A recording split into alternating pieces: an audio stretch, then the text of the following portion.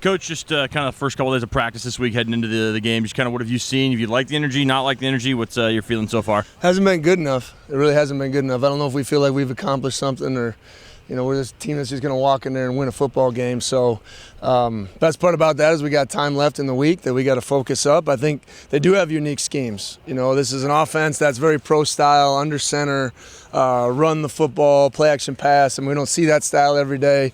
And obviously defense is very different from everything that we've been seeing and prepared for. So, I don't know if it's thinking, I don't know if it's hesitation, I don't know if it's rivalry, whatever it is, it needs to be better, and it's my job to get it fixed.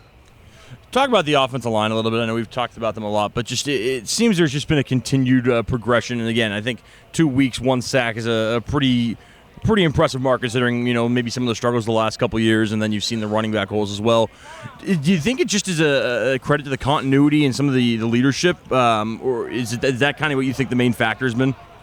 Well, let's answer that question after this week. There'll be a major challenge this week, so ask me that one next week.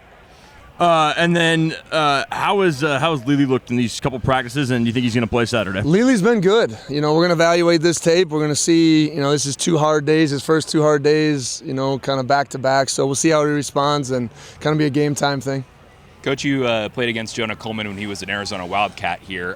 What do you know about him? I mean, he looks like a bruising runner. I mean, how do you take him down on Saturday? Well, we didn't execute the tackling plan very well on him last year. And he's physical, he's fast, and he just kind of bounces off things. And when he kind of sits behind the line and then he hits it and goes, I mean, it's very dynamic. I mean, he's as good as it gets in college football. So he's going to be the catalyst that drives that offense. They're going to feed him the football as they should. And we got to build a wall. We talked about it last week with, Taj Brooks and Texas Tech, that we have to build a wall to be successful.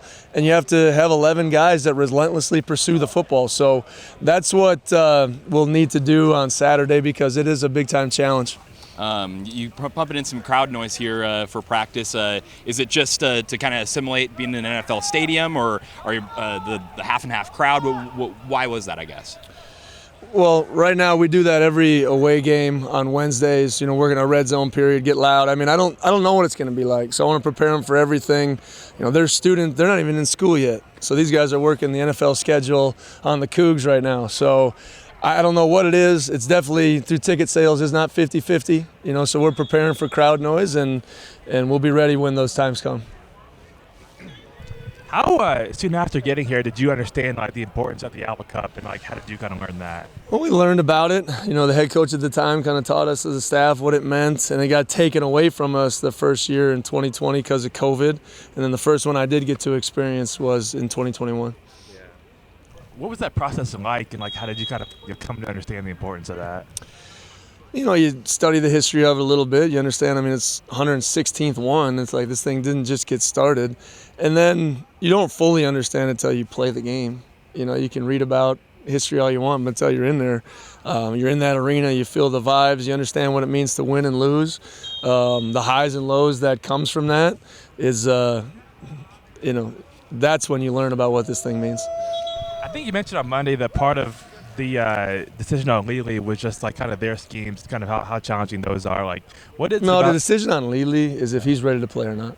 Right. Okay. Well, you also mentioned kind of their schemes. No, it'll be defense. if he's ready to play or not. Okay. Well, just on defense in general, what is it about their schemes on defense that kind of makes it Everything is designed in the Belichick defense to create one-on-ones, and they do an amazing job of doing that in a million different packages, and they keep continuing to attack you. They're bringing 5 a lot, and different angles, different levels of the defense, and then they'll simulate pressure in hundreds of different ways. So there's a lot mentally on your guys, and that can create hesitation if you're not playing fast. So we need to pare down the game plan so our guys know exactly how to handle, all the different things that we'll see this week.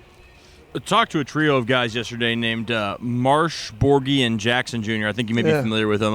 And one thing they talked about is they have been extremely impressed with the first 2 games of the season. And do you still kind of feel like some of the building blocks that they left and some of the foundation they built, can you still feel that out here? Well, they were change agents, at that time and that moment for this football team, especially those guys on defense. I'll never forget my first day here. I was in the elevator, I think, with Borgie, and he's like, "Coach, your defense sucks." And I was like, "We're on the same team, Max."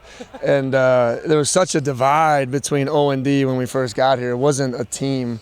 And you take, getting rid of some guys that weren't part of the team at that time, and then playing and relying on the guys that really, understood what it took. So, Armani and Brennan and RJ and Justice Rogers, Jahad Woods, George Hicks. I mean, they're just a few of the guys that come to mind when we talk about guys that really invested to change the mentality.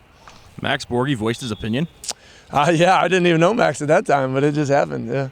One thing I kind of want to ask these first couple weeks, who's maybe kind of stood out to on kind of the scout team practices and kind of guys who, maybe aren't getting on the field for the playing time, but you've really seen stand out on the practice field? Malachi Rice has been the biggest guy. I mean, we have a hard time blocking him with our O-line. I mean, he's been just a really dominant force, giving an incredible effort. His future is really, really bright. Kamani Jackson, I think, continues to do an amazing job at corner. On the offensive side, Josh Joyner is a unique skill set of running back that I think is very hard to bring down, and had some really good scrimmages and continued that play. Evans, Chuba, just you can continue to see all the talent. So a lot of those young guys are out here grinding, working hard, and it's been really good to see. One more Apple Cup question for you, Coach. We talked to Milani, Durant, and we talked to Schlenbaker yesterday. Schlenbaker is a Bellingham kid, and then the other two guys, they didn't even know what the Apple Cup was before coming here.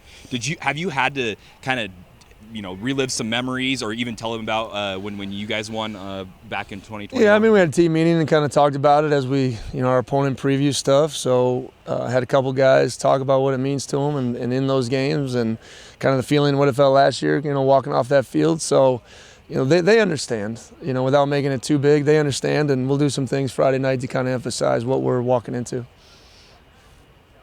Thanks, guys. Go Cougs.